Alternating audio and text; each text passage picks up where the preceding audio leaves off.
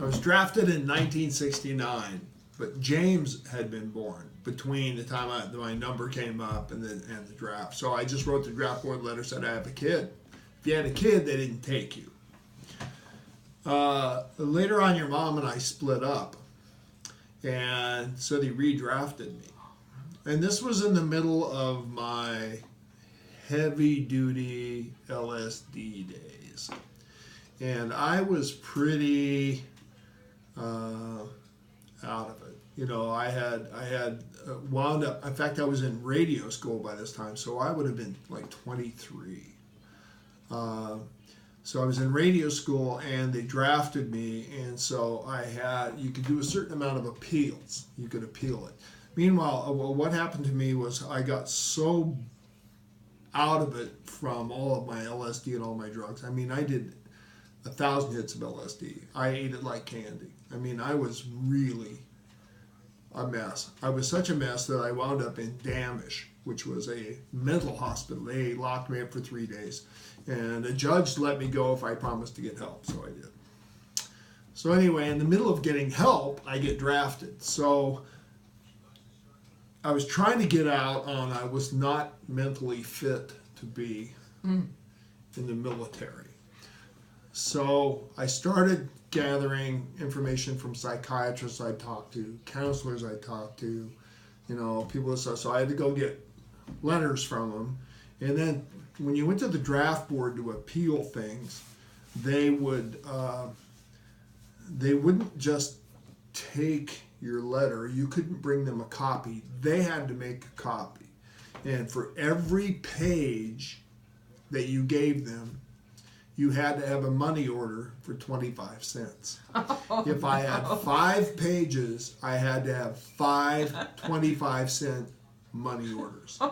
Which was, you know, they were just not very nice people. And they were just such bitches. They were all women. No offense to women, but they were all bitches. So I gathered, it took me like 6 months to gather all this stuff up. So I gather it all up, and meanwhile I have my copy in a folder, and they have my folders. So the last day I show up with the last of my stuff, the next day is my physical to see if I get drafted. Oh, we know you've been gathering your own, because I have to make copies of their stuff too.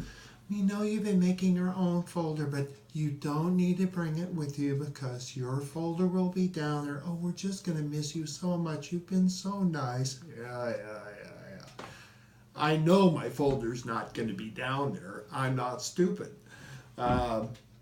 So I take my folder with me, and I go down there the next morning. And, of course, I'm really hungover. I am up till 4 o'clock in the morning smoking pot. I might have even dropped acid or something. I didn't bathe for like 4 days. I looked like the mental derelict that I wanted to be. So I go down there, and, of course, they call out everybody's name but me.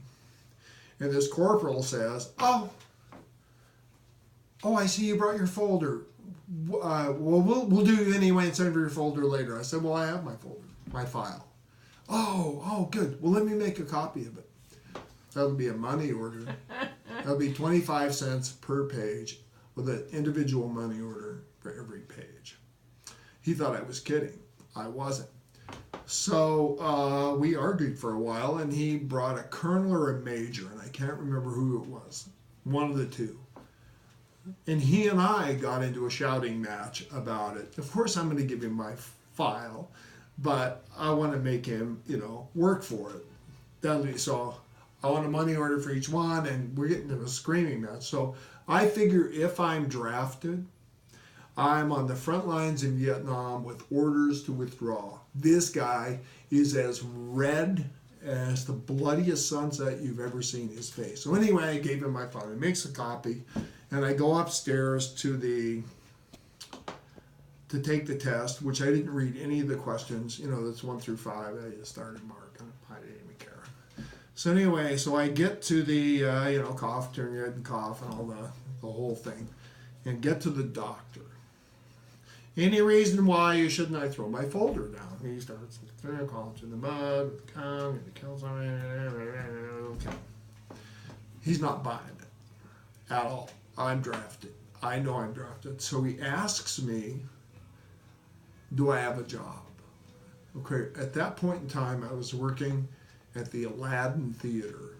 The Aladdin Theater at that time was a porno theater. And I was a projectionist, and I worked as a projectionist at the porno theater while I was going to school. Okay? So he doesn't recognize, he says, well, I don't recognize that theater. I said, it's on the corner of Powell and Milwaukee. And his eyes got about this big. Oh my God, that's a porno theater. So I know where he's going with this one. Yes. So. Stamp, stamp, stamp, stamp, stamp, stamp. Goes to the guy at the blue desk. Guy at the blue desk says, you're not desirable, get out of here. The only reason the U.S. military didn't want me, not because I was crazy, not because I was a drug addict, not because I had incredible anger issues. They thought I was gay. Wow. So, many years later, I'm telling this story to somebody. And the reason I got drafted was because I wasn't paying child support. If I'd have been paying child support, they couldn't have drafted me. So somebody said, well, why didn't you just pay child support? Didn't occur to me. It just didn't occur to me. But that's my story. I swear it is the truth.